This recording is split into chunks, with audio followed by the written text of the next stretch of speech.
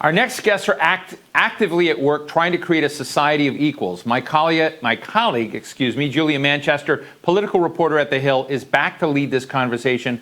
All yours, Julia. Thank you again, Steve. Sheila Ronning is the CEO and founder of Women in the Boardroom, a professional membership organization providing C-suite and senior-level executive women with tools, knowledge, and connections to prepare them for the corporate board service. And Jeffery Tobias Halter is a corporate gender strategist and the president of YWomen. Jeffery helps companies build strategies to advance women, which in turn enhance the reputation of companies, improves the bottom line, and helps to retain talent. Welcome to the both of you. I'm so excited to talk about this topic. You know, Sheila, my mom worked for years in the restaurant industry as a senior vice president. She retired just a few months ago, and we often talked about the lack of representation of women at the very top of the industry, not only in the restaurant industry, but really in different corporations and industries across the business landscape.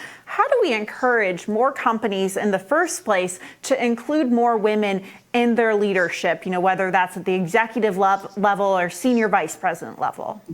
Well, I think, the question is always, is it the chicken or the egg, right? Do you want have more women on the board first, or do you have more women in the executive roles? So, the more and more that we see people that look like us, the easier it is for us to know that we can do that. But I mean, Jeffery obviously has been working with those companies for a long time on just that. So how great that he's here today with us. And thank you for having me. Absolutely. And Jeffery, on that note, how do organizations develop this strategy to bring more women in? And, how do you foster that sense of, accountability and advocacy within corporations? Yeah, and Julia, thank you for having me on. I realize I'm the only man on the show besides Steve, and I could not be more honored for being here. My work focuses on the Fortune 500, and I actually believe some corporations are actually doing a good job. You've got a number of gender equality indexes. Bloomberg just published one, 325 companies have signed on. McKinsey does 225 companies around gender equity. And what we're finding is these companies have a strategy, and it's a long-term integrated strategy. And that's the challenge. It's not one thing. It's not recruitment. It's not retention. It's not pay equity. There are anywhere from 18 to 20 interconnected hardwiring programs and processes that companies are figuring out and doing to advance, develop, retain, and advance women. Right. And Sheila, we often hear about the need to put more women on the boards of companies. And, there's always the question of how do we make that happen? How does that come about? But, how do companies with women on their boards tend to perform compared to companies without women on their boards? Yeah, well, great question. I mean, you always want to make sure that your board represents the customers, because then, you can lead from the top. So if you have women customers, which most companies do, we know that women have the buying power, that they're going to help that company do better. And that's exactly what happens. There's many, many reports out there that say companies perform better when there are women sitting at the table, when there are those, the people that look like their customers sitting at that boardroom table. Right. And Jeffery, on your website, you say it's time to stop asking women to lean in and ask men to stand up. How do we say that and do that in society and business? I've had conversations with male colleagues or men in different industries, and sometimes, you get this layer of defensiveness a little bit, like, it's not our fault. But, how do you say we really, integrate that into our conversation? Yeah, it's really two things for men. And let me start by saying I'm not justifying this behavior, but I train men all day long in this. And so I'll tell you it works. It's a head and heart connection. The head piece is I need to understand the things that Sheila mentioned. Why is it good for the business? Why is it good for my customers? Why is it good for my company and my company reputation? I'm going to tell you the change comes from the heart piece. And this is often hard for women to hear, but believe me when I tell you this, men rarely make the connection that if I'm not advocating for women in the workplace, I'm hurting my daughter, I'm hurting my spouse, I'm hurting my mother if she was a working mother, I'm hurting the women in my life. And it's because we never make the connection to the woman in our company and the future of our daughter. And what I have found is the most passionate men, who aren't just allies, but advocates, have made this connection, and they go back and ask tough questions. And if you sit at the C level, if you're a CEO, you'll find the men, the male leaders in this country, whose companies have done the best jobs, actually have a daughter or a working spouse. And that personal connection is this huge leap that most men never make, and they need to. Those are great points, and I really appreciate them. It's really fascinating. And I guess on that point, Sheila, as a woman, I've experienced this. I don't want to generalize, but it seems like women, much less than men, tend to doubt themselves. They tend to, say, oh, I'm not qualified for this position. I don't have that 5 years of experience. I have 3.5, so I can't apply for this job. Right. Yes.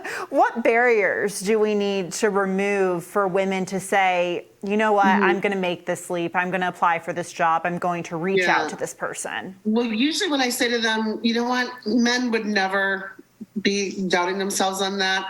Or, you just say, well, would you think a man would ask himself that? Then it usually kind of clicks and yes, why am I doing that to myself? But we really do need to realize that we as women, and I'm speaking about women because that's who I work with and that's who I am. So, we love to make things harder than they are. And we also don't like to ask either. So if we don't ask, we don't get. So we do need to, I'm not saying to lean in by any means, but I am saying that we need to realize how amazing we are. And sometimes that takes having a conversation with somebody else, male or female, and realizing that. But then we also need to make sure that we're asking, because you don't ask, you don't get.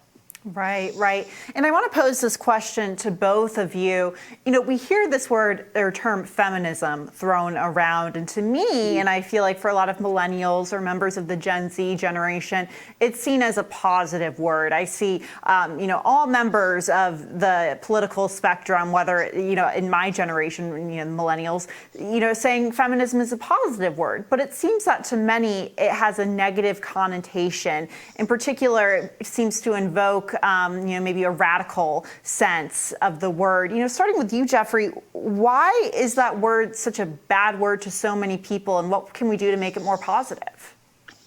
Yeah, that's a great question. And I'll tell you, I'm a boomer. And so I kind of grew up with that, the defensiveness around feminism. I do believe millennials are identifying it differently. What I think we need to do is focus on the results that we're looking for. We're looking for pay equity. We're looking for parity top to bottom in organizations. It's not like we're doing favors for women. The essence of feminism is equality. And so if we can not get hung up on the semantics of it, but focus on the results and what we want to attain, because I actually use that in my training. I say I'm a male feminist. It's not often a business term we use, but if I can invite you in and get you in a discussion around pay equity, gender equity, why it's good for your company, I'm not that concerned with the term as much as the results. Right. And Sheila, I'd love to get your take on that.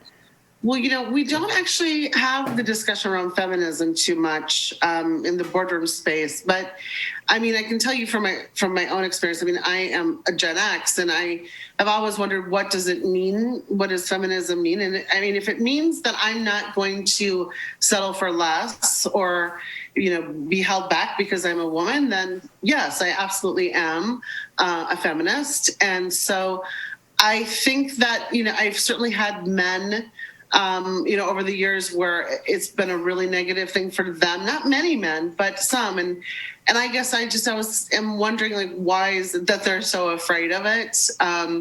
So, I don't know that. I mean, like you guys already said, feminism, the definition, I think, is different for each generation. So. Absolutely. And it seems right now, especially in this very divided time that we live in, that it's been very politicized in a sense. And that's very unfortunate right now. And, before we both go, I just would like to hear from both of you quickly, what's one thing that you would implement right now if you were talking to a CEO or a head of a board? What would you say to them that they can implement to make the environment of a company more comfortable for a woman? Sheila, please. Okay, well, I would the conversation needs to continue happening. And, Jeffrey, laid it out great earlier. He said, you can't just be doing one thing, right? And so I feel like as long as the conversation keeps happening, because I do believe that there's a lot of unconscious bias. And so when you have the conversations and, with both sides, but also together, I think those are the things that companies can do. Absolutely. Yeah, and Julia, I think if there's one thing that corporate America could do right now today, it's deal with gender pay equity. This is a very hot topic. I get into debating whether it's real or it's not real. It's as simple as this. Every CEO in the country can run a report by job grade, by position, and know exactly what everyone is paid. And only 63% of companies do it. And it's going to tell you whether you have a pay gap or not. And then you can choose to do something about it. But best-in-class companies are actually publishing the fact that they have pay equity analysis. And when you come to work here, you're going to be equitably paid for the work that you do. And I think pay equity at a corporate level would open the door for so many deeper, more meaningful discussions. And we get off arguing this, it's not true. Women don't make 83 cents or women of color make even less than that. It's like, we have the data. CEOs need to have the courage to publish that data. And they're not there yet, because most of them would have to write really big checks based on what they would find. And I love that you mentioned too, with women of color, that is, really today the discussion is around women. And I think we all know that means white women. And we really need to make sure that we're including women of color in these conversations, because it's so, so incredibly important. I could not agree more on that. And I hope we can definitely have more of these conversations, because we have to leave it here. But Jeffrey and Sheila, thank you so much for your time. I'm going to toss it back to Steve now.